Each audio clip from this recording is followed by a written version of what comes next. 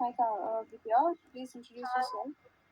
Yeah, thanks for the opportunity to introduce myself. I'm Vidya. I completed my graduation in BBA in 2020. Coming to my family consists of four members: brother, father, and me. And my brother is working as SDFC manager. And my When did long you term complete is your graduation? in 2020. So, what you were doing from 2020? Sorry. What you were doing from 2020? Yeah, I have joined in Wipro 2022 to 24. I have released from the company in the March 1st itself. So, you have work experience in Wipro. Yes, I have experience.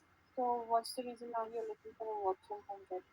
Actually, I'm looking for a work from home opportunity, which I worked for the office for 2 years. Now I want to work for home. What was your last one package? Last one 2.5.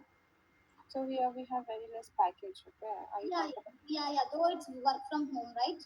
Yeah, it's Yeah, work that's it. from home only for 3 to 6 months. Sorry. 3 to 6 months of contract. Yeah. Okay. Tell me about your work experience in Telugu with Wipro.